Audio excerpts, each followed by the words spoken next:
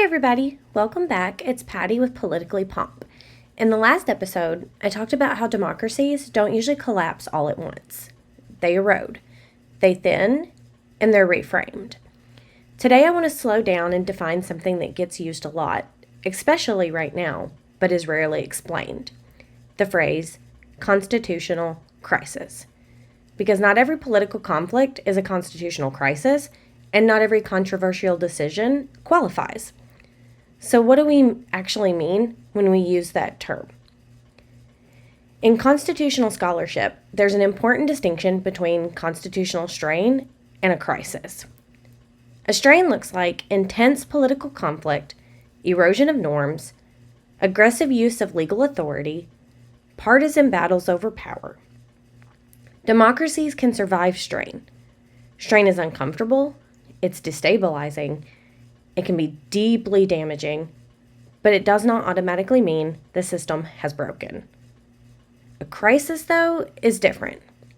A crisis usually involves one or more of the following things: branches of government refusing to recognize each other's authority, defiance of binding court orders, collapse of enforcement mechanisms, or executive power operating outside constitutional constraint. In other words, the system stops functioning as designed. That distinction really matters. One of the biggest misunderstandings people have is thinking the Constitution protects itself. It just doesn't. The Constitution is a framework, not a force field.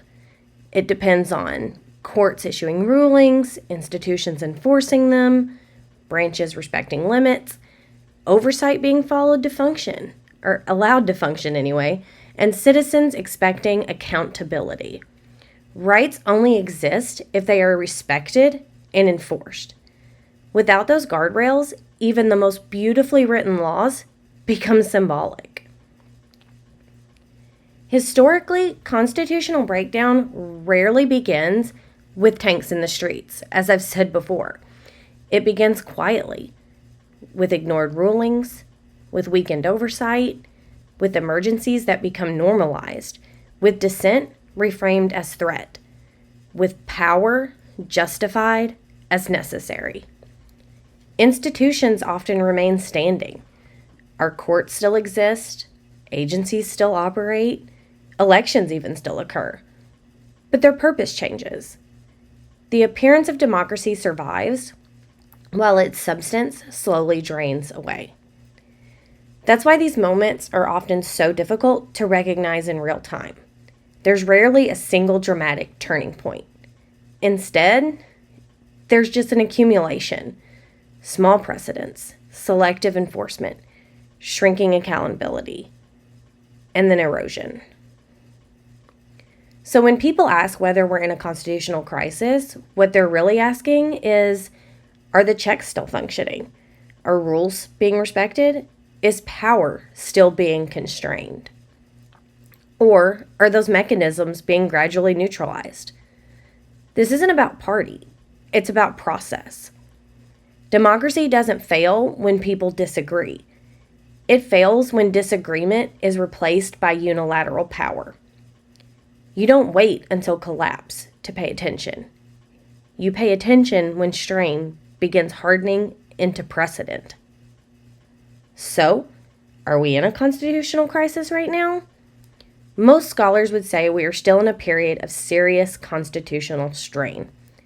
But strain, left unaddressed, becomes crisis.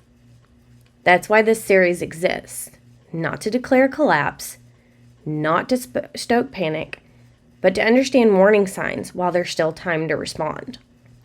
History doesn't ask whether we felt alarmed. It asks whether we were paying attention. In the next episode, I'm going to talk about one of the clearest indicators that strain is deepening. What happens when power stops explaining itself? Again, there's always a Substack to go along with all of my recordings. You will find the link in the show notes. If you like what I do, please consider subscribing to either my YouTube channel or my Substack. Thank you and have a great day.